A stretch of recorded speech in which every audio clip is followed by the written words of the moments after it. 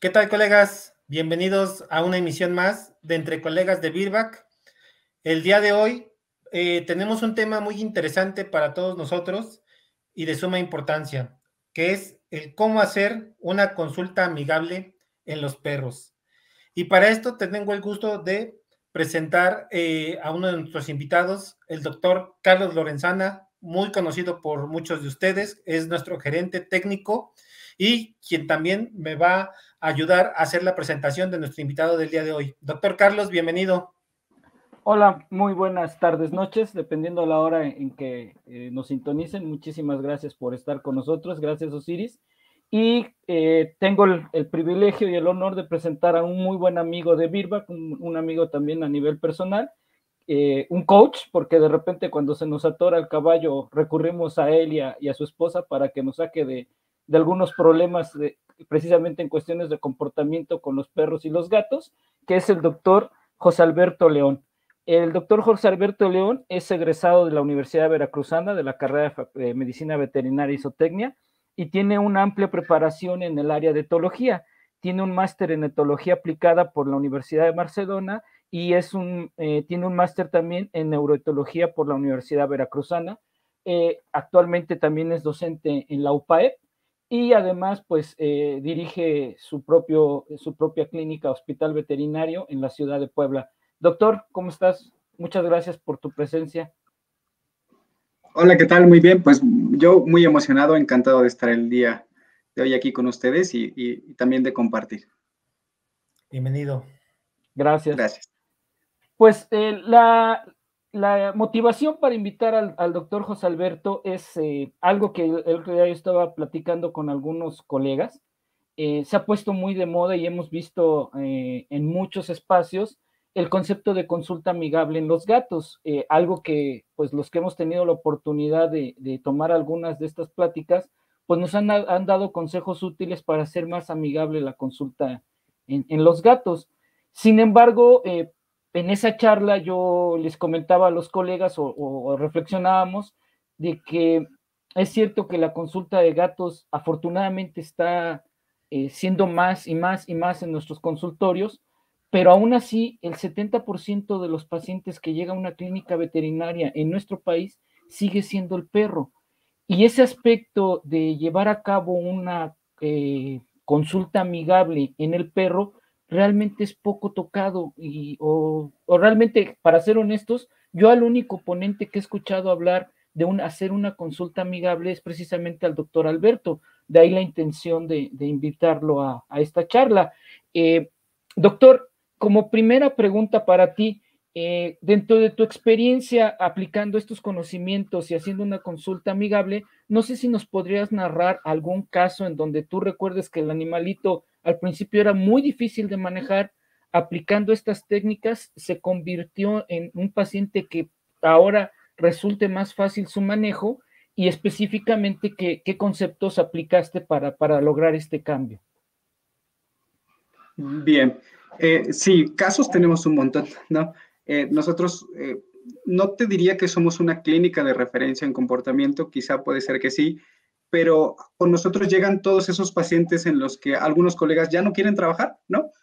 Y entonces se va corriendo la voz de que, ¿sabes qué? Llévalo allá porque allá sí lo pueden bañar, sí le pueden hacer la estética o sí lo pueden vacunar o no necesita una revisión médica y nadie lo puede atender porque es muy agresivo, entonces llévalo allá, ¿no? Entonces, casos hay un montón. Quizás de uno que se me viene ahorita a la mente sería Ringo. Ringo es un cholos. Ringo llegó a nosotros porque sus tutores son personas de la tercera edad. Entonces, el problema con Ringo es que empezó a tener lesiones en la cola y con las curaciones, le hacían curaciones todos los días y el manejo no era, el tutor comentaba que pues lo tenían que sostener entre 2, 3 personas, le dolían mucho las limpiezas y curaciones que tenían que hacer con este chiquitín. Llegó el punto en el que 3 personas no eran suficientes para poder contener a un cholos miniatura, ¿no? Y poder hacer la limpieza de la herida. Entonces, a partir de ahí se volvió imposible hacer el manejo, él se seguía molestando las heridas y entonces llegó el punto en el que pues le habían propuesto sedarlo para amputarle la cola, el tutor no quiso y buscó una otra alternativa y es como llega con nosotros. Entonces, algo interesante que aquí puedo compartirles de inicio y siempre se lo digo a mis alumnos y a los colegas con los que tengo oportunidad de convivir cuando me preguntan consejos acerca de comportamiento, es que para poder aplicar todo lo que conocemos de comportamiento, quizá la parte más importante es, yo les digo, tienen que ser muy chismosos, ¿no? Muy observadores. Si ustedes observan muy bien al paciente desde quién lo trae, cómo entra a la clínica, el tipo de correa que utiliza, si viene caminando, si lo traen en brazos, si lo traen en transportadora, si el perro ya lo oyes ladrar desde que entra o va entrando a la clínica, o si ves que se esconde atrás del tutor, ¿no? O si ya desde pone un pie justamente en la clínica empieza a tirar mordidas y a ladrar a todo el mundo, ya todo eso te va a dar, te está dando información, ¿no? O hay perritos que incluso entran así como que, uy, ¿aquí qué? ¿No? O sea, como un poquito a la expectativa. Todo eso es información que nosotros podemos captar para poder adecuar el manejo, que eso es algo bien importante, porque desafortunadamente nosotros tendemos a etiquetar a nuestros pacientes y dices, este es miedoso, este es agresivo, y de ahí no lo sacamos, ¿vale? Y entonces esas etiquetas que nosotros vamos poniendo con nuestros pacientes hacen que no generemos un manejo adecuado para ese paciente. Porque, por si en el caso de Ringo, ¿no? Que él ya venía con la etiqueta en la frente que decía perro agresivo. Y entonces con los médicos que él había pasado, pues tenía esa misma etiqueta y lo trataban como tal. ¿Qué sucedía? Que en este caso quizá no estábamos entendiendo todo lo que había detrás, ¿no? Ringo solamente lo que buscaba era evitar el dolor que le generaba las limpiezas que le hacían por la herida que tenía en la cola, ¿no? Y entender que en una situación de estrés o en una situación de amenaza hay dos posibilidades, pelear o huir. Él estaba sometido por 3 personas, no podía huir, no le quedaba otra más que pelear, ¿vale? Y entonces, ¿qué sucede? Que él, sabiendo que aún así estaba en desventaja contra 3 personas, decide aún así, dice, es que es esto o morir, ¿no? Para él. Decide pelear, muerde a alguien, ese alguien lo suelta, ¿no? Muerde a otra persona, le gruñe a otra persona, o una de las personas que estaba sosteniendo a Ringo ve que muerden al otro y inmediatamente lo suelta porque dice, yo no quiero sufrir lo mismo, no quiero que me muerda Ringo, lo suelta y entonces, ¿qué sucedió? Que le enseñamos a Ringo que esa respuesta, ¿no? Que él generó con esa intensidad es suficiente para evitar ese manejo que él no quería. Y entonces lo único que hicimos fue enseñarle qué es lo que tiene que hacer para no llegar a esa situación. Por eso es que lo que les digo, más que quizá decirles una lista de lo que hay que hacer, la principal quizá consejo que les diría, ser muy observadores.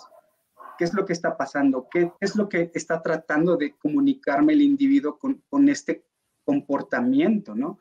Decía por ahí que en el caso del ámbito de la psicología dicen que no hay conducta sin contexto, ¿no? Entonces, un individuo que genera una conducta hay que entender qué es lo que hay detrás. ¿Por qué se está comportando así? ¿Por qué ese perrito en estética no se deja rasurar?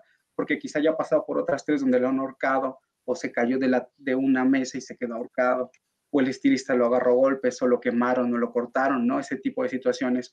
O en consulta, que, híjole, es algo bastante común, ¿no? De repente que como médicos vamos a aplicar una vacuna y entonces con la misma aguja, ¿no? Que ya cargamos el líquido, lo pasamos al polvito, quitamos, volvemos a meter, sacamos la vacuna y ahora sí va a la piel, ¿no? Siendo que las agujas están diseñadas para un solo uso, esa aguja tiene 3, 4 usos y después va a la piel. Y entonces ya no corta, rompe la piel y esperamos que el perro no se queje, ¿no? De esa lesión que estamos haciendo por la aguja. Entonces, todo ese tipo de situaciones, digo, es lo que hay que entender acerca de estos pacientes. En el caso de Ringo, lo que sucedió es, primero tratamos de entender qué es lo que estaba pasando. Ok, entendimos que él no le agradaba o había generado una agresividad instrumentalizada, ¿no? Es decir, había aprendido que esa respuesta era lo que le ayudaba a evitar esa situación, ¿vale? Y entonces teníamos 2 alternativas, ¿no? Es un perro geronte, porque aparte esa es otra complicación, Ringo es un perro geronte, entonces sedarlo, puede ser una alternativa, no digo los perros gerontes no es que no se puedan sedar, sí se pueden, hay que tener algunas particularidades con ellos, pero en el caso tutor no quería llegar a esa situación. Entonces tendríamos que trabajarlo de otra manera. Lo primero fue, en este caso de Ringo, tratar de investigar qué pasaba si yo lo separaba del tutor. Y fue algo muy interesante porque para Ringo, cuando el tutor estaba ahí, bueno, que eso es otra cosa que aprendió Ringo, porque cuando él tiraba mordidas y lo soltaban, él corría con el tutor lo cargaba, y entonces decía, bueno, ya, de modo, no lo vamos a hacer. ¿Qué sucedió? Que Ringo dijo, ok, si yo tiro mordidas, me sueltan, y aparte esto me da oportunidad de ir con la persona que es una figura de seguridad para mí, que es mi tutor, ¿no? Entonces, él es mi barrio, ¿no? Mi barrio me respalda cuando estoy en estas situaciones. Y entonces decidimos separarlo, ¿no? Ver qué sucedía. Entonces Ringo se quedó así, una vez que se vio desprotegido del tutor, dijo, ¿y aquí qué va a pasar? No me he enfrentado a una situación de manejo en la cual no esté mi figura de seguridad. ¿Qué va a pasar aquí? ¿Qué sucedió? Que lo que hicimos con Ringo, porque necesitábamos revisar la cola para ver si realmente era necesario hacer una amputación y demás, entonces necesitamos revisarlo. Lo que hicimos fue contenerlo en el caso del cuello, solamente con contenerlo, no necesitábamos ahorcarlo ni echarnos 3 personas, basté en este caso yo como persona individuo para sostener el collar y que una doctora levantara la cola, sin tocar la cola, poderla revisar, decidir que no era conveniente una amputación, hacer un manejo adecuado de heridas, y el perro en que fueron como semana y media más o menos, la cola estaba como si nada.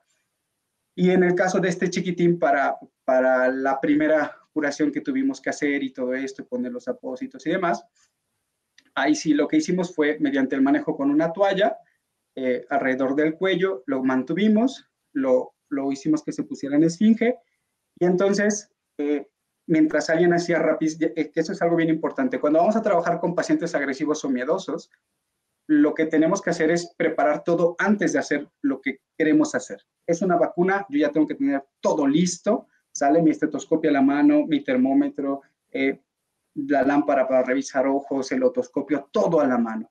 Porque un error que cometemos muy grave es, ok, voy a revisar al paciente, a ver, dientes, así el estetos, lo sueltas, te volteas, agarras el estetos y lo vuelves a tocar, ¿no? Y entonces cuando el perro lo tocaste y te lo permitió la primera vez, el hecho de soltarlo es como que, uy, creo que ya se acabó, ¿no? Y lo vuelves a tocar y dices, ay, no, otra vez, ¿no? Y se vuelve a poner todo tembloroso y ya estás auscultando, ay, el termómetro. Te volteas y agarras el termómetro y, uy, ya me soltó, creo que esto ya se acabó. Uy, no me está metiendo algo por el recto, ¿no?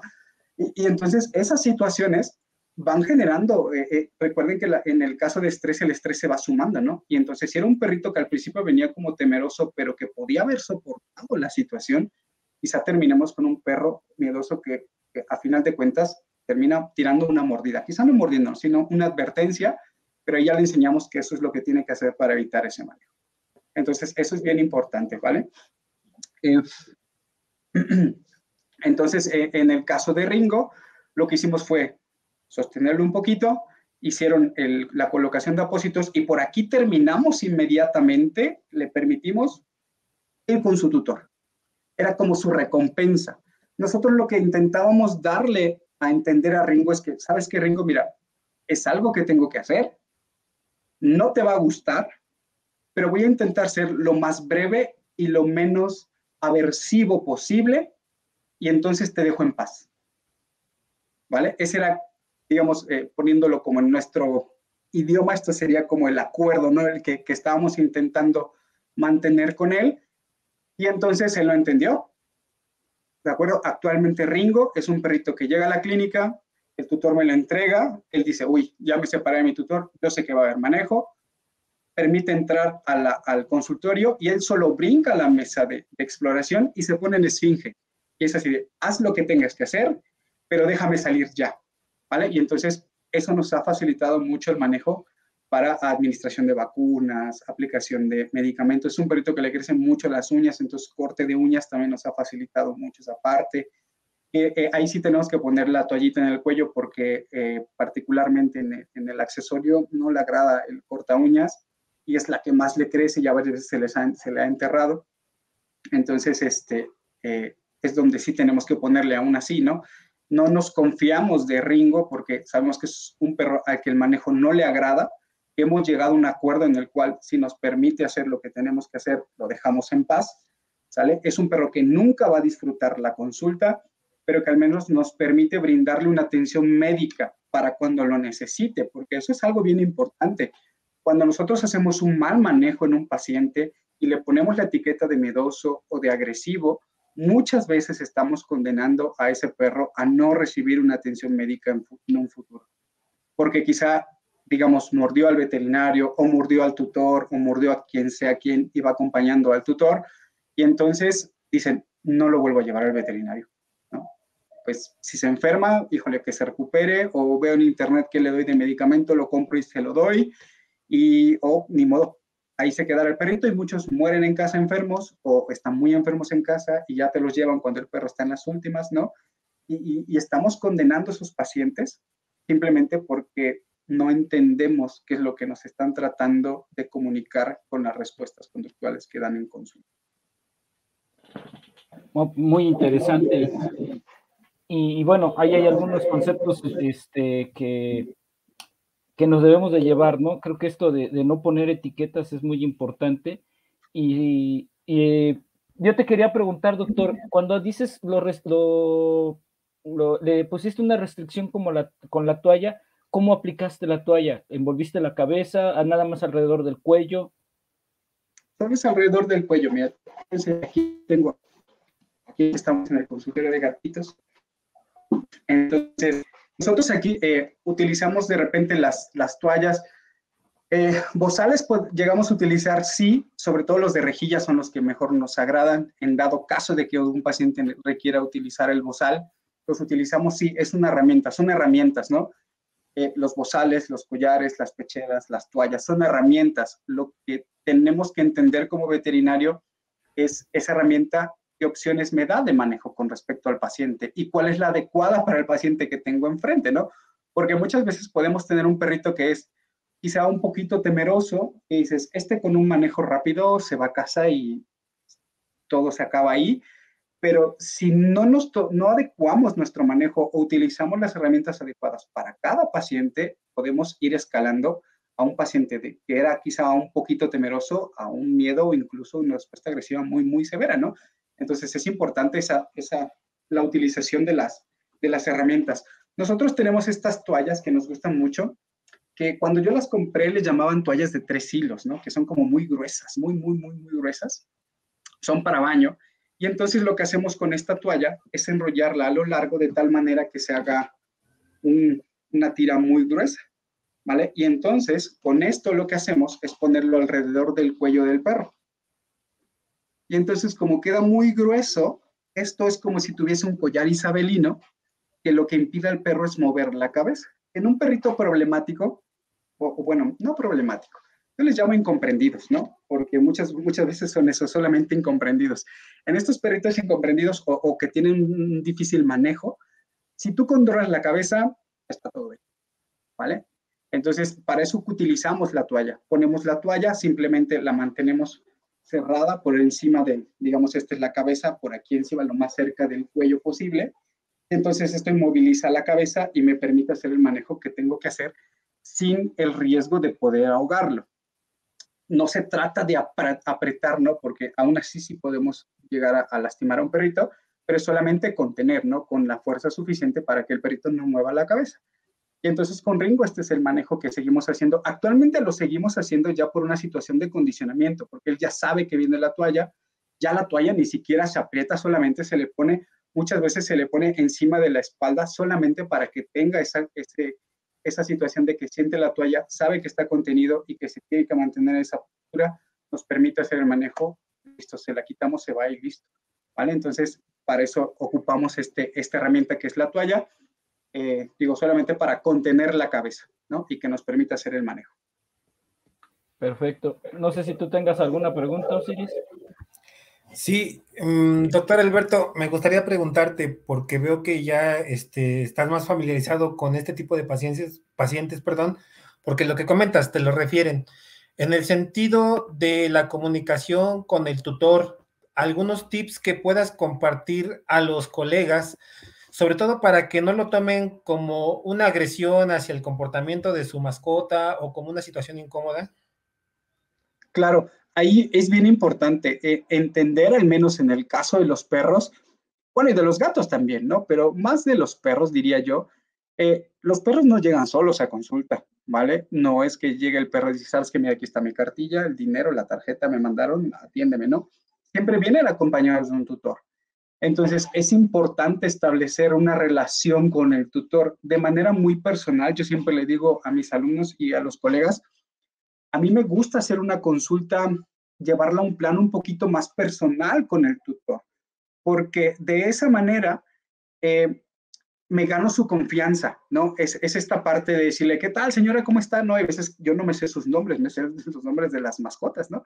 Pero como soy muy chismoso, me acuerdo que la señora me había comentado que iba a ser el bautizo de su sobrina o yo qué sé, y entonces le pregunto, ¿qué? ¿Cómo le fue el bautizo? Uy, fabuloso, doctor, que no sé qué. Y entonces, ¿qué sucede? Que los tutores se abren, ¿no? Y tienen la confianza de llegar a ti y decirte, ¿sabe qué, doctor? Tengo este problema o está sucediendo esto justo cuando está empezando, y entonces como médico eso es maravilloso porque te permite empezar a trabajar con los problemas cuando están empezando y no cuando ya es una bola de nieve gigante, ¿no? Entonces, en la parte de los tutores, siempre tratar de generar esa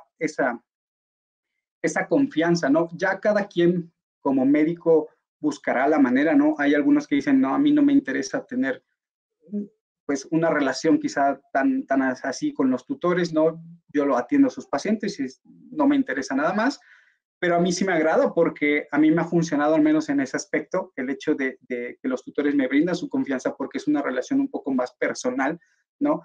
Saben que recuerdo cosas de su vida, cosas de su mascota, aspectos de ellos en particular que te comentan con anterioridad y entonces eso hace que digo que el tutor pueda compartirte mucha más información y entonces esté mucho más receptivo a recibir recomendaciones, porque eso es algo bien importante. Yo les digo mucho a los chicos cuando les doy la materia de etología y en posgrado también de etología clínica, les digo, ustedes pueden ser los mejores especialistas en comportamiento, ya tener todos los títulos posibles en comportamiento, pero si no son capaces de convencer al tutor de que sus recomendaciones son las necesarias o las adecuadas para ayudar a su mascota, su tratamiento está destinado a fracasar, sí o sí. ¿Sale? Porque necesitamos del tutor para poder hacer el manejo, la administración de medicamento, el hecho de que lo traiga a consulta, que nos permita hacer los estudios, imagenología, lo que sea, ¿no? Entonces, eso es bien importante. Tenemos que generar esa relación de confianza con los tutores para que nos permitan hacerles recomendaciones, ¿no? Y entonces trabajar en conjunto, porque es eso. Eh, si bien es cierto que en casa es una relación humano-animal, ya fuera de casa y cuando estamos en consultorio nosotros somos ese otro factor importante para que muchas veces esa relación humano-animal se mantenga. Porque si yo a veces como médico, los tutores suceden, ¿no? Que llegan y te preguntan, doctor, es que tengo este problema, que no sé qué, señor, no se preocupe, no pasa nada, ¿no? Así son todos los perritos viejitos, son gruñones, ¿no? Y que este es un perro que es agresivo porque tiene un problema articular degenerativo y no quiere que lo toquen y ese problema va escalando y de repente muerde a la niña de 3 años en la cara porque le tocó la cadera y entonces ahora el perro termina eutanasiado. ¿Por qué? Porque no le dimos importancia a la situación, ¿no? Porque como médicos la familia tuvo quizá la inquietud de solicitar tu consejo, los despreciamos o no supimos qué decirle y eso a la larga mermó esa relación humano-animal y desafortunadamente los que terminan pagándola son los perros, ¿no? Que en el caso de los perros, yo les digo muchas veces a los chicos, ¿no? Para mí, creo que el mejor desenlace que puede tener un perro es la eutanasia, porque en México muchos tienen la desgracia que después de que agredieron a alguien o de que sucedió un episodio bastante fuerte que rompió esa relación con la familia, el perro termina los días de que le resten de vida abandonado en la azotea o en una azotehuela donde solamente salen a darle agua, comida y lavarle, ¿vale? O salen todos los días a golpearlo porque ven a la hija mordida de la cara, desfigurada, y salen a desquitarse con el perro. ¿no? Y entonces, pues, es una vida muy triste para ellos también, ¿no? Entonces, saber que nosotros somos ese factor súper importante en esa relación humano-animal. Y en este sentido, Doc, que tocaste algo importante, ¿cómo recomiendas también mantener la conciencia de los tutores de que los perros, pues, son animales y que tienen instintos y que son reactivos a estímulos, ¿no? A veces se confunden mucho y empieza a haber esa confusión de que son hasta como juguetes, ¿no? O compañeros que no va a haber ninguna situación mala involucrada en el desarrollo de esa vida en conjunto. Claro, sí, yo siempre le digo a los tutores, ahorita que tenemos esta parte de humanizar los perros y los gatos y demás, ¿no? Los perrijos y eso, yo les digo, ok, quieranlo como un niño, pero trátenlo como un perro. Es un perro, necesita ser perro, ¿no? Necesita convivir con otros perros, necesita hacer ejercicio, necesita enriquecimiento ambiental, y entonces ahí entran nuestras recomendaciones, ¿no? Enriquecimiento ambiental que recomendamos, pelotas, juguetes, premios, cómo darlos, cuándo darlos, ¿no? El ejercicio cada cuánto, convivir con otros perros, cuándo va a ser oportuno, porque algo que sucede también bien importante es que a veces como médicos le decimos, el perro no sale hasta que no termine esquema de vacunación, ¿no? ¿Y qué sucede? Que chocamos ahí con el periodo de socialización y entonces cuando el perro sale a jugar, a conocer el mundo, justamente es cuando se viene cerrando ese periodo de socialización. Y no es que se cierre del todo, pero el perro es un poquito menos maleable a habituarse a un nuevo entorno y entonces generamos problemas de miedo, ¿no? Porque a veces los tutores lo que hacen es, uy, ya terminó el esquema de vacunación, ya lo vamos a sacar. Doctor, véndame por favor un collar y una correa y de una vez, aprovechando que hoy es domingo, me lo voy a llevar al Metropolitano, ¿no? Bueno, que aquí es el parque para los perros, ¿no? Y entonces el perro ese día tuvo, aparte del manejo de la vacuna, tener que enfrentarse a una cosa que tiene en el cuello que nunca había sentido, a una presión, ¿no? De algo que va jalando el collar, enfrentarse a un sitio donde hay un montón de individuos nuevos, olores, sonidos, estímulos que no puede controlar y entonces, pum, se viene el problema, ¿no? El perrito tira la mordida, los demás perros, si bien le va, se alejan, o si no, habrá otro que le responda y lo termine golpeando, ¿no? Y el perro dice, jamás en la vida quiero estar aquí. Los perros son un peligro. Y entonces tenemos ahora un perrito agresivo con otros perros, ¿no? Entonces, sí hay que cuidar mucho esa parte. Son cosas que normalmente escuchamos, pero no muchas veces aplicamos y creo que vale la pena hacernos conscientes de que tenemos que aplicarlos. Ahorita que comentabas esto del periodo de socialización, yo que manejo la parte del proceso de vacunación, alguna vez leí que se sacrifican más, se eutanasian más perros por problemas de conducta que por problemas infectocontagiosos. De ahí que nace el nuevo concepto de socialización, ¿no? De tratar de buscar un equilibrio entre el proceso de la vacunación y el proceso de la socialización, porque si no, como bien lo comentaste, vamos a acabar con un perro muy sano desde el punto de vista físico, pero muy conflictuado desde el punto de vista conductual, ¿no? Oye, doctor, y cuando yo voy a recibir a un cachorro en consulta, vamos a poner el ejemplo del cachorro, la primera vez, ¿no? Ese perrito que acaban de adquirir, que el dueño va emocionadísimo a la clínica, ¿cómo debo de hacer una consulta amigable para ese cachorro? Y si después nos puedes ayudar a hacer el mismo ejemplo, pero con un perro adulto. Claro. Bien, en el caso del cachorro, yo siempre les recomiendo, o sea, habemos, por decir, sobre todo cuando trabajamos varios en una clínica o un hospital, siempre hay un médico como que le agrada, ¿no? La medicina preventiva. Y entonces tiene como mucho feeling con los tutores, ¿no? Para convencerlos, platicar, hacerles plática. Entonces, ese médico sería el adecuado para poder hacer este tipo de consultas, ¿no? Porque hay médicos que dicen, una vacuna. Sí, señora, ¿qué quiere? Pásale, sí, carga la vacuna, salpica. Sí, ¿cuánto es? Pase allá a pagar. Y ya está, fin, se acabó, ¿no? Y muchas veces llegan las familias, digo, con esas dudas, ¿no? Oiga, doctor, tengo este perrito, ¿no? Acabo de comprarme un pastor belga, fíjese que vivo en un departamento, entonces tengo 2 hijos, ¿no? Uno de 2 años y otro de 4 años. mi esposo y yo trabajamos todo el día, entonces el perro se va a quedar en el departamento, ¿no? Y ya con eso, para mí, se me encenderían las alarmas gigantes, ¿no? Pastor belga, un perro que requiere mucho ejercicio, ¿no? Con 2 niños muy chicos que tienen un manejo, que son como de manejo muy rudo, que lo van a dejar solos todo el día, ¿no? En ese periodo en donde el cachorro es como muy activo, señora, se está usted metiendo en problemas, ¿no? Entonces, desde ahí empieza esa consulta amigable, donde ves llegar a la familia con el cachorro y analizas a veces a la familia y analizas al perro que tiene. Y si bien no es nuestra responsabilidad o no deberíamos meternos en ese, señora, ese perro no le conviene, sí darle algunos consejos o brindarles ciertas alarmas que decía, ojo si pasa esto, u ojo porque puede pasar esto, y entonces que la familia tome su decisión, ¿no?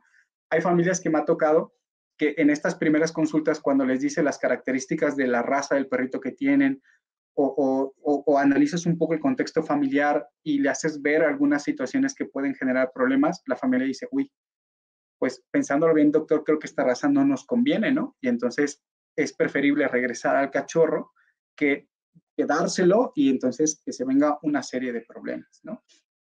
Entonces, desde ahí ya empieza, ¿no? Que pasa el tutor, el cachorrito, primera vez,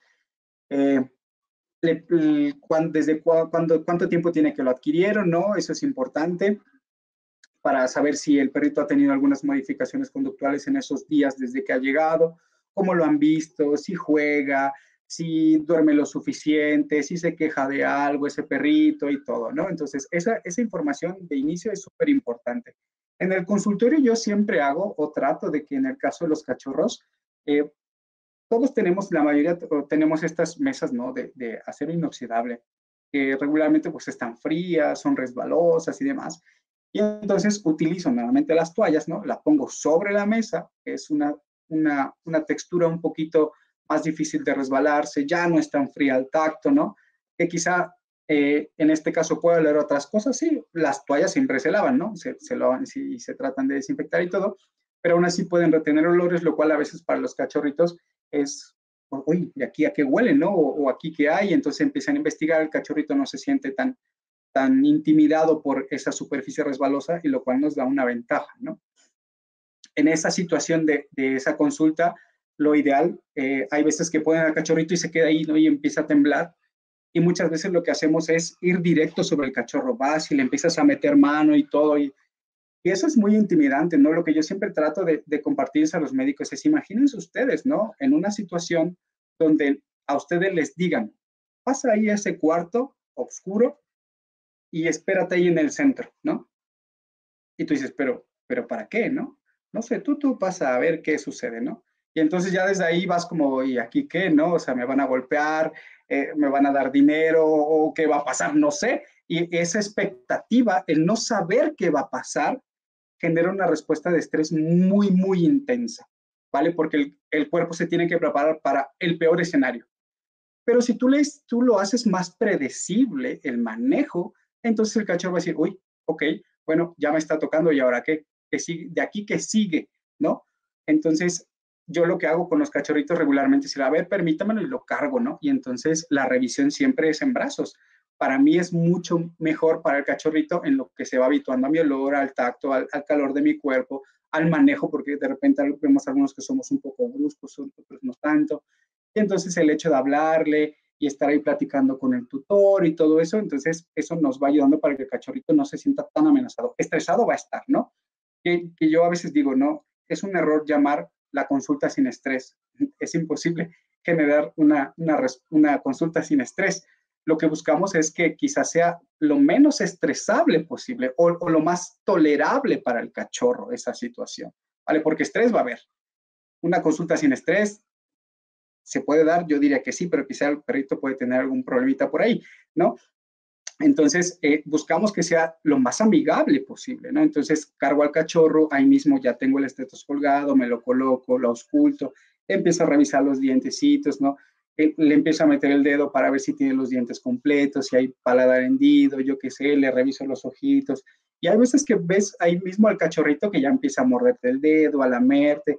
Entonces, cuando ya tienes que tomar temperatura o hacer palpación abdominal, igual aquí cargando lo puedes hacer, pero quizá la temperatura lo bajas a la toalla, entonces el cachorro ya se habitó unos minutitos en tus brazos, ya está un poquito más receptivo y entonces colocas el termómetro. También les pido, por favor, no regálenle 50 centavitos de gel, porque que te metan algo por el recto así en seco, pues no está chido, ¿no? Entonces, 50 centavitos de gel para poder tomar la temperatura y entonces, listo, se acabó la revisión, ¿no? Y el cachorro dice, uy, qué maravilla. Y entonces yo siempre le digo, oye, por favor, sosténgamela, ¿no? Se lo regreso a su figura de seguridad. El cachorro está ahí con su tutor, ¿no? Feliz, uy, ¿viste? Lo logré, no pasó nada malo, qué maravilla, ¿no? Y entonces en lo que tú vas platicando con el tutor acerca de las características de la raza o de las preguntas que tienen, oiga, doctor, ¿cuánto le toca de alimento? No se preocupe, señorita, hacemos un cálculo de ración de alimento, ¿no? ¿Qué alimento me recomienda? No, pues tal y tal, o en el caso de los premios, ¿qué premios dar? Si doy premios, si doy comida, si no doy comida, todo ese tipo de dudas, ahí en esa primera consulta es bien importante poderlas proporcionar, porque eso le da herramientas al tutor para saber lo que tiene realmente en las manos y cómo poder manejarlo. Si nos centramos solamente en aplicar la vacuna, perderemos esa oportunidad de todavía cerrar más ese vínculo humano-animal, ¿no? De ahí con la vacuna, bueno, pues ya cargamos la vacuna. Yo lo que a veces hago, hay que entender, es muy bonito, yo sé que en los videos, ¿no? Que vemos ahora en las redes sociales donde vemos a los médicos que le dan un premio, ¿no? Y le sacan muestras de sangre y al gatito ahí dándole un sobrecito, ¿no? Y están tomándole muestra de sangre, o al perrito, que está comiendo un premio mientras los vacunan. Está perfecto. La mayoría, yo diría el 80-90% de los cachorros aceptan un premio durante una vacunación y la mayoría se van con una situación pues agradable, ¿no? En el caso de la primo vacunación, pero otros no, otros vienen ya muy miedosos, ¿no? Y entonces a veces insistir, ¿no? En dar el premio y que se lo coma y mira, ten chiquito y estar insiste, puede ser contraproducente, ¿no? Es como si alguien te secuestró y entonces se acerca y te dice, pero yo te voy a cuidar, tranquilo, yo te quiero.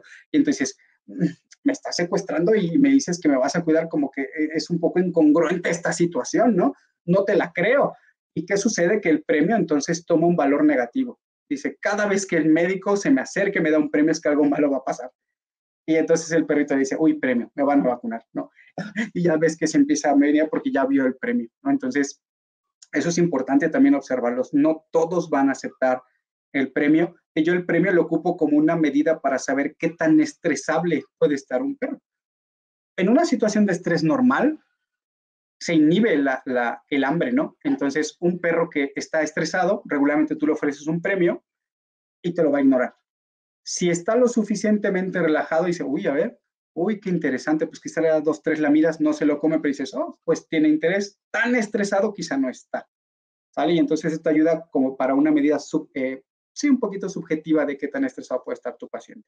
En el caso de los perritos, si lo hago, les muestro el premio, hay cachorritos que lo ven y se los devoran, ¿no? Y entonces digo, este va a ser fácil, le tiras unos cuantos premios y mientras se separados y entonces mientras se los está comiendo, administras vacuna. Y a veces el cachorrito voltea y dice, uy, bueno, no sé qué fue, pero premios, no, y se los come. Y entonces ahí es donde el tutor, ¿no? Casi siempre dice, uy, doctor, qué buena mano tiene usted, qué buen médico es. Ya saben, ¿no? Para eso nos preparamos, ¿no? Y no es que sea la gran maravilla, ¿no? Sino es simplemente un poquito entender al perro y entender un poco el contexto y cómo poderlos ayudar en esa situación, ¿no? Y entonces a futuro volvemos a repetir lo mismo, ¿no? El cachorrito lo vuelvo a evaluar, le ofrezco un premio diferente o el mismo premio, si lo acepta, entonces ya tengo todo listo, administro vacuna y listo, ¿no? Entonces eso es lo que nosotros hacemos regularmente en las vacunas o en los primeros manejos cuando la familia llega a la clínica, ¿no? Eso en un cachorro. En un perro ya grandecito, sí les recomiendo ser muy, muy observadores. Y un error que cometemos mucho, yo sé que como médicos veterinarios amamos a los animales, ¿no? La mayoría amamos lo que hacemos y nos encanta estar con las mascotas, pero un error muy común que cometemos es llegar, ya entra el paciente a la clínica acompañado de su tutor y entonces, ay, mire, qué bonito, ¿no? Qué bonito, a ver, lo puedo cargar y vas directo al y el perro venía así como que, pues es la primera vez que yo vengo aquí, no sé qué, y este tipo quién es, ¿no? O sea, que se me viene completamente encima, no lo conozco de nada, pero qué miedo esta persona, unos 70, unos 60, ¿no? Que se viene directamente encima de mí. No sé qué es, no puedo correr porque mi tutor me tiene agarrado de la correa, entonces, ¿qué me queda más? ¡Ah! Te tiro la mordida. Y ya lo echamos a perder. ¿Vale? Entonces, algo que yo les recomiendo mucho, sobre todo en pacientes que no conocen, es evitar nosotros hacer el primer contacto. De preferencia, esperar a que el perro sea el que haga el primer contacto. Muchas veces en estos pacientes de primera vez, que digo que al menos con nosotros ya sabemos que la mayoría tienen problemas, pero cuando no, y es un paciente nuevo, que no conozco de nada, ni al tutor, entonces empiezo a platicar con el tutor, a veces en la recepción, hola, ¿qué tal, señora? Yo soy el médico Alberto León, dígame, ¿en qué puedo ayudarle? No, es que fíjese que se lo traigo porque ya le toca vacunación, que no sé qué. Ok, cuéntame de este chiquitín, ¿no? Y en toda esa introducción y esos 3, 5, 10 minutos a veces que me tardo en la recepción o más, nunca interactué con el perro. Y entonces el perro me ignora porque dice, pues está platicando con ella, pero conmigo no es el problema, ¿no? Y entonces eso le da oportunidad al perro de que no, de inicio no me sienta como una posible amenaza. A ver, pásele de este lado, vamos al consultorio, ¿no? Entramos al consultorio y ya en consultorio cerramos consultorio, a ver, quítele la correa, ¿no? Y yo sigo platicando con la señora, tomando datos para el expediente, si es que viene a consulta, qué me dice el tutor de cuál es el problema, desde cuándo empiezo a tomar toda esa información importante y ya hasta lo último, ahora sí vamos a revisar este. Sale, pero ya le di la oportunidad de olfatear al consultorio. Hay veces que quizás se acercan y te empiezan a olfatear. Ahí yo no haría de, ay, porque ahí podemos igual generar un problema. No, el perro se ignora completamente. ¿Sale? Ya hasta que está en la mesa, dices, ahora sí, vamos a tener que interactuar, ¿vale? En los perros que yo no conozco de nada y que ya lo notas que quizá el perro viene con las orejitas atrás, la cola metida, ¿no? Y que quizá te acercas al tutor y ya te empieza a gruñir, dices, problemas. Vale, entonces voy a tener que ir a controlar a este chiquitín. Señora, no le quite el collar, solo quítele la correa, súbalo a la mesa, lo agarro del collar y entonces trato de controlar la cabeza, ¿vale? Y entonces ya con eso ausculto al perro, reviso ojos, pero nunca soltar el collar, ¿no? Por si algo sucede, solamente con estirar el brazo me permite llevarme una mordida a la cara o a los brazos o al pecho, donde sea, ¿no? Entonces, o muchas veces hay estancias con nosotros o los médicos, las chicas que trabajan con nosotros, las médicos, que le digo, sabes que yo lo sostengo, yo estoy platicando con el tutor, tú empiezas a hacer el examen físico general. Alguien más está haciendo el examen físico, yo estoy pendiente del perro, ¿no? De qué tanto va variando esa respuesta conductual con respecto al manejo. Hay perritos que los empiezan a manejar y hay unos que les fastidia que le toquen los testículos en la parte de atrás, y entonces ves a la doctora que ya va para allá y el perro no, que se empieza a poner, te dices, hasta ahí, ¿no? Ya no continuemos, para no evitar o no complicar esta situación que ya de por sí para el perro es bastante estresante. ¿Sale? Entonces, eso es importante. Si no conoces de nada al paciente o si sabes que ya es problemático y hay una zona en particular que no le agrada y que quizá es imperativo revisarla, bueno, ni modo, te voy a tener que mantener quizá la toalla, revísalo, pero revísalo así, ¿va? No es así de, a ver, es que no veo, ¿lo puede? No, no puedo acostarlo, no puedo tumbarlo, no podemos tirarlo entre tres, revísalo, por favor, ¿no? O sea, eso también es interesante, la habilidad que debe generar tu equipo de trabajo para trabajar con este tipo de chiquitillos, ¿no? Tienen que ser muy hábiles, tienen que ser muy rápidos, porque a veces estos pacientes te dan minutos, ¿no? 1, 2 minutos en los que están ahí como inmóviles y después de eso se vuelven unas fieras y es imposible el manejo. Entonces dices, tengo 1 o 2 minutos para trabajar y hay que hacer todo rápido, y hay que estar listos, ¿no? Pero pues eso con la práctica, ¿no? Entonces en estos chiquitillos siempre es importante eso, ¿no? Evitar hacer el primer contacto, tratar de ignorarlos lo más que se pueda, en consulta permitirles que se habitúen al entorno y ya hasta el final entonces sí, hacemos el manejo. Si es estrictamente necesario revisar una parte que es súper importante, porque supongamos que sospechamos que el perro es un macho y que viene obstruido de la uretra y es agresivísimo y no se deja manejar, ¿no? Imposible ponerlo a buscar, el tutor le tiene miedo porque ya lo mordió, no lo puedes contener. Bueno, entonces quizá considerar contención química, que es otra alternativa también, ¿no? ¿Sabe qué? A ver, tutor, sálgase, déjeme manejarlo, porque a veces le digo, separarlo del tutor es suficiente para que el paciente se deje, ¿no?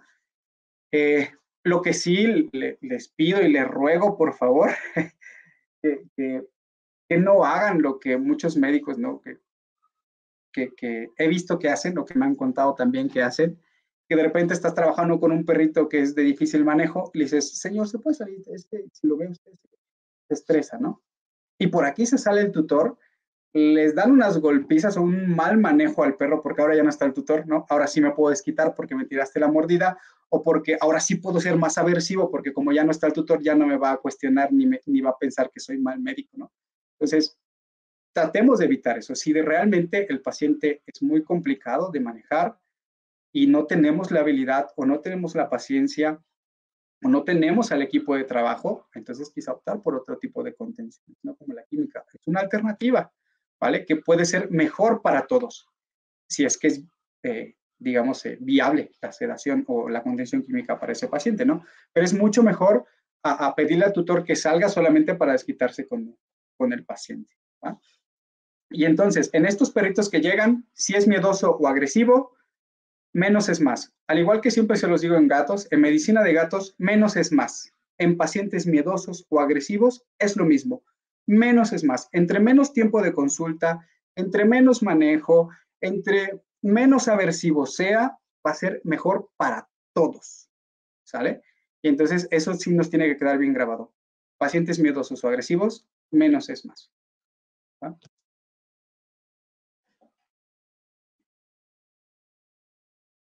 Perfecto, doctor. No sé si tú tengas alguna otra pregunta, Osiris, algo que quieras comentar. Sí, quisiera preguntarte también, doctor Alberto León, tú como experto, hablabas hace rato de que la gente o los médicos podemos generarle etiquetas a los perros por su comportamiento, de cómo los vamos conociendo. También muchos hemos generado o tenemos, me incluyo, a veces etiquetas por razas, ¿no? Decimos, tales razas son así, tales razas son así. Y no sé si esto realmente puede ser tan general o en una misma raza te puedes encontrar muchas, pues no sé si decir personalidades o variabilidades de comportamiento, ¿no? Sí, sí pasa, ¿no? Por decir, un ejemplo, tenemos a un tutor que tiene 2 Akitas, ¿no? Eso es algo bien importante. El señor, cuando llegó la primera vez, me dijo, doctor, viene a vacunación, se lo entrego, ¿no? Y, o sea, el perro llega, entra y empieza a tirar mordidas a todo mundo, ¿no?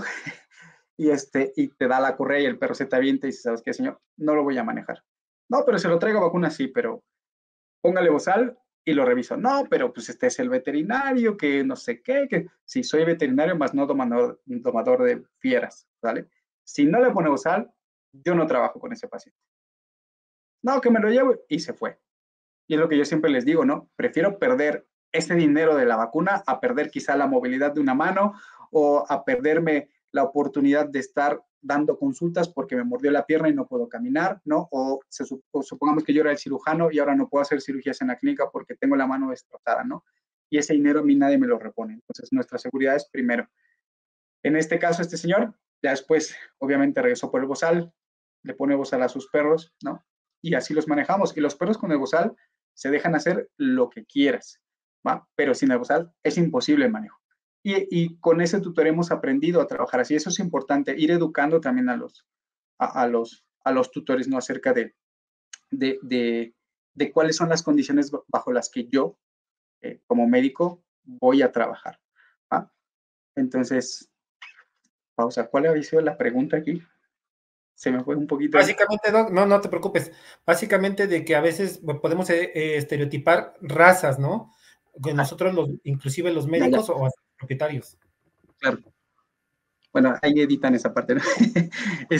Sí, entonces, retomando este ejemplo de los Akita, tenemos una Akita, una hembra, que esta chiquitilla venía igual rebotada de varias clínicas por agresión, y el único problema que tenía esta chiquitilla es que su médico, para poderla manejar, le pellizcaba las orejas. Entonces la perra le molestaba mucho la parte de las orejas. Le molesta actualmente que le toquen las orejas, pero es un paciente que ahora que comprendemos que esa es la situación que desencadena el problema, pues ya no hay conflicto, no hay estas interacciones agresivas. Y es una perra que tú la ves llegar y es una maravilla, siempre y cuando no le toques las orejas, ¿no? Y es que es lo que a veces hay que entender, ¿no? Que si bien no es quizá la comparación adecuada, pero yo muchas veces lo utilizo para que entendamos la situación, Es como nosotros mismos, ¿no? Habemos personas a las que dices, es que a mí no me gusta que me abracen, no me gusta que a la persona que conozco de primera vez se acerque y me dé un beso, prefiero de la mano, o no me gusta que se acerquen demasiado, no me gusta que hagan ruidos al masticar, no sé, cada quien tiene sus preferencias, al igual que los perros y los gatos, y hay que entenderlas y hay que respetarlas, ¿vale? Entonces, eso es lo que nos va a ayudar a poder generar una buena comunicación con ellos. En el caso de los pitbull es otro problema, no es muy común esta etiqueta que tenemos que son, pues, desafortunadamente, unas fierecillas, ¿no? O unas bestias. Y tenemos por ahí el ejemplo, tenemos a Noah. Noah es un cachorrito que llegó con nosotros, tenía 2 meses, y empezamos a hacer este manejo, a condicionarlo para que se dejara revisar y todo. Y no, actualmente es un perro de casi 45 kilos, es una bestialidad de perro, es muy grande, es muy musculoso, tiene una cabeza enorme, lo ves por la calle, impone, pero en consulta, por aquí llega a la clínica y es como si fuese un cachorro. Entonces va, brinca y se deshace y te brinca y se bota de panza y deja que lo toques. Lo subes a la mesa y se queda inmóvil. Es así como, ok, yo sé que estoy en este contexto en el que van a hacer algo conmigo, hágame lo que tenga que hacer, yo me quedo. Ya cuando dices, listo, terminamos, empieza a mover la cola y ya se baja y entonces otra vez vuelve a retomar, ¿no? Entonces, eso es lo importante. Muchas veces no es, si bien hay una, podríamos decir que hay una predisposición por las funciones o técnicas de la mascota, eso no limita el cómo se tiene realmente que comportar un individuo en ciertos contextos, ¿no? Al menos hablando de la consulta. No todos los pacientes pitbull son agresivos, no todos los akitas son agresivos, no todos los chow chow son problemáticos, no todos los chihuahueños son unas fierecillas, sobre todo si consideramos que muchos de ellos llegan con nosotros desde cachorros y nosotros ahí es donde tenemos la oportunidad de moldearlos para que sean el paciente que yo quiero recibir cuando sea adulto. ¿Vale? Eso es importante. No, me queda muy claro, ¿no? Hay que tomar en cuenta, obviamente, que traen una carga genética por la función zootécnica, pero a final de cuentas estamos hablando de una personalidad propia del perro, ¿no? No puedes perder también de vista ese contexto. Y yo creo que ya para cerrar la charla, Doc, tú has mencionado el uso del bozal y yo incluso aquí anoté que tú recomiendas el uso del bozal de rejilla. No sé si nos pudieras platicar en qué contextos hay que usar el bozal y por qué el bozal de rejilla. Claro, hay muchos médicos que, por decir, yo actualmente son contadísimos los pacientes que uso bozal, ¿no? Pero hay muchos tutores que ya vienen con esa idea de que su paciente puede morder y todo esto. Y dice, por favor, doctor, póngale un bozal, porque yo así me siento cómodo para que usted lo revise. Y tú dices, yo puedo leer al paciente y sé que no me va a morder, pero si tú se lo pones, el tutor se relaja, el ambiente se relaja, el paciente se relaja y todo el mundo se relaja y entonces es una consulta mucho más fácil, ¿vale? Entonces, en esos contextos utilizo el bozal. En el caso del bozal de rejilla, lo recomiendo o es el que más me agrada porque es el que le permite jadear al perro, ¿vale? Hay muchos perros que de repente los traen de 2, 3 cuadras o de otra colonia caminando, ¿no? A las 12 de mediodía. Es quizá un akita, un chau chau, en pleno verano, que hace mucho calor, el perro viene jadeando porque necesita enfriarse. Llega a consulta y le pones un bozal y el perro es incapaz de poderse enfriar, ¿no? Y entonces muchas veces hemos escuchado esas historias de terror que el perro cae en un choque de calor a media consulta, ¿no? Porque tiene ese bozal restrictivo, que aparte el médico iba a tomar una prueba de piel o un perfil dermatológico o iba a hacer algunas otras pruebas y se tardaron y el perro lleva 2 horas con el bozal o 1 hora con el bozal y entonces el perro se nos muere de choque de calor, ¿no? Lo cual el bozal de rejilla sí permite, ¿no? Sí permite, sí limita un poco la apertura de la boca, pero permite al perro jadear. Y entonces de esa manera no podemos disminuir, no es que no pueda suceder, pero podemos disminuir el riesgo de un choque de calor. Incluso hay algunos bozales que tienen unas rejillas o una línea completamente libre justo a la altura de la lengua que les permite tomar agua o recibir premios para cuando estamos trabajando acondicionamiento de bozal y todo eso. Y entonces eso es mucho más seguro, por así decirlo, ¿no? Es el uso de ese tipo de bozales en vez del del de tela restrictivo, ¿no? A veces, a mí al menos se me hace mucho más sencillo, o para los tutores es más sencillo poner el de rejilla que a veces poner el de tela, ¿no? Que esa es otra situación también, pero digo, si un paciente, yo les diría, si nunca han hecho un manejo o trabajado, o trabajan poco, o no, de plano no trabajan con pacientes agresivos, y de repente dicen, ok, yo quiero empezarlos a trabajar, porque otra cosa interesante es que hablando desde el aspecto económico, un perro con problemas conductuales es un buen ingreso para la clínica, porque es un cliente cautivo, porque solamente se deja manejar por ti, ¿no? Y entonces viene contigo a todo, a baños, a desparasitaciones, a vacunas, a cirugías, a todo, ¿no? Entonces, es lo que yo les digo, el manejo vende también, ¿no? Hacer un buen manejo, no solo por quedar bien, sino por beneficio a los pacientes y que los tutores ven que su mascota no la pasa tan mal contigo como en otras situaciones, dicen, ya está, aquí me quedo, ¿no? Y entonces es un paciente que deja más dinero. Entonces, en esos pacientes que dices, yo voy a empezar a recibir este tipo de pacientes, a ellos les diría, si nunca han trabajado o no se sienten con la confianza de contener un perro agresivo, bozal sí o sí, ¿vale?